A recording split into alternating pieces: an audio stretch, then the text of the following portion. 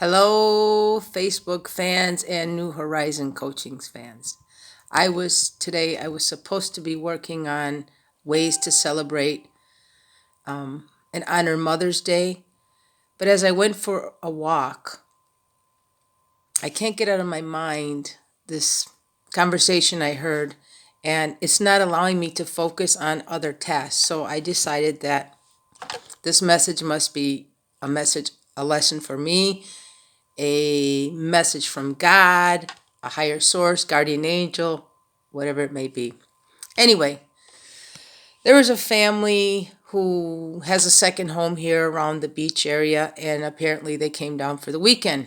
So I overheard the husband making some sort of comment to his wife about her habits, that she wakes up so early. He went on to say that she should be on his schedule and some other judgmental words. You know how that goes when things come out of people's mouths. And the wife got really upset and kind of retorted, I get up early to have a few minutes for myself. I get up early to breathe, to find peace, to plan my day, just to think, where no one's intruding on me. Maybe I can pray. Maybe I can breathe deeply. Trying to translate this. And looking at observing at how upset this woman got, it became apparent to me that this must be a recurring, more than a one-time story. And then he said, you see, based on how she got upset, you drink too much coffee during the day. That's why you're so nervous and upset. Like it was the woman's fault, instead of acknowledging, hey, maybe I have a part in this. She said, stop judging me. She pleaded and said, I'm an adult. I know what's good for me. I know my limits. I have the house. I have the kids. I have you. There isn't too much time for me. You watch TV, soccer, and I have to hear the noise in the other room. We only have one TV. What about my sanity? I don't enjoy sports, blah, blah, blah, blah, blah. And he continued saying stuff. And then she pleaded, stop judging me. I don't want to be observed. I think our neighbors can hear us, and worried about being judged even further by the neighbors. And then she said, please, I don't want to do this even in front of the kids, which that was right. So at one point it seemed like this man was forcing his opinions on her. And then I looked up like judgment. And the thesaurus.com says judgment is the ability to form an opinion either objectively or authoritatively. Her husband seemed to not use wisdom. Then I thought, well, as a coach, you start thinking of both sides. Was he being ignorant? And ignorant doesn't mean being stupid. It means ignoring something. Or was he having a halt or alt experience? Like, am I hungry? Am I angry? Am I lonely? Am I tired? Was he observing and judging without being understood, or not using empathy? Or was he crying out? Judgment, my friends, is a negative energy, whether it's conscious or subconscious. I know it's sometimes learned experiences. But take a look at this. This is the Hawkins energy scale. You can't really see down here. Below the green is negative energy fields. Okay, and someone who is judging us can bring up feelings of inadequacy, self-doubt, which can lead to anger, anxiety, frustration, inflamed and damaged nerves, circulation problems, blood pressure problems, heart disease, strokes, heart attacks, etc. So this level here is negative energies, and it's constricting and destructive. Some of the things that I talked about earlier, guilt. Guilt is like point 30. Shame. If someone's judging you, you're going to feel shame. That's point 20. COVID's point 5. Fear, 75. Fear of being judged again, or fear of not being good enough. It can bring up emotions like anger, which is 150. Most people are at a vibrational level below 200. We need to be above 200. Then the Bible talks about judgment. It's mentioned around 40 times that I saw. I'm sure even more. I'll just mention a few here. Romans 3.23. All of those that fall short of the glory of God should not judge. I remember the story when they were stoning the woman. Jesus said something like, he who's without sin can cast the first stone, and no one threw the stone.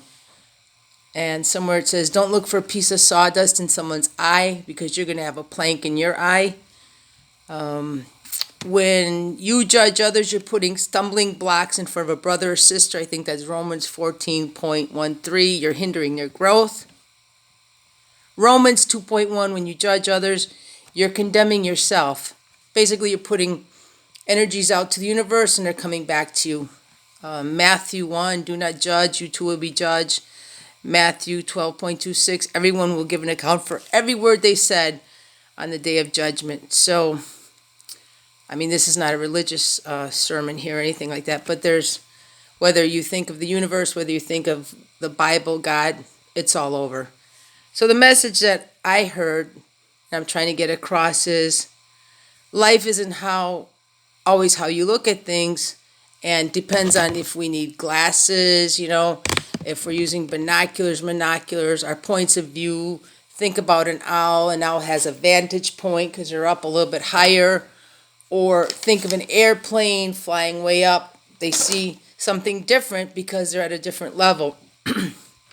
So just know that we all come from different points of view, and our minds work like a perception sieve.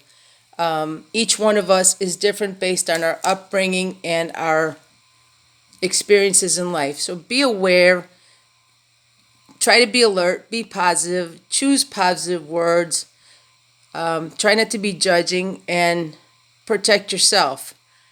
Before we judge others or ourselves, we should think, is this worth me mentioning it?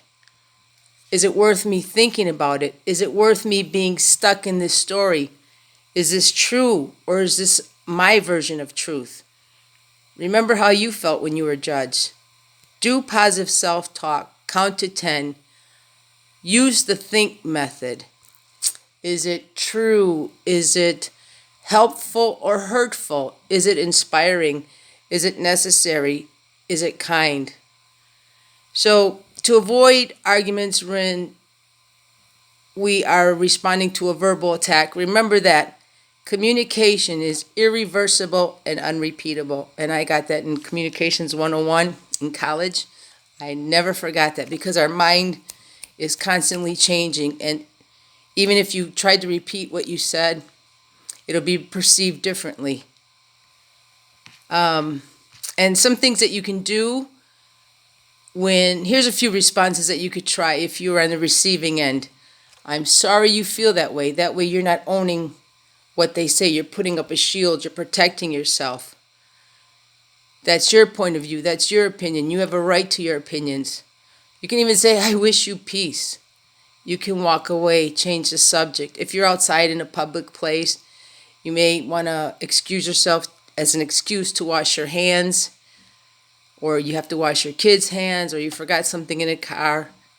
Take a few deep breaths and just breathe and let it out. Remember what Jesus said, Father, forgive them, for they know not what they do. And I want to leave you with this. We could also do a little exercise. My therapist taught me this when I was going through grieving counseling, and I was so hard on myself.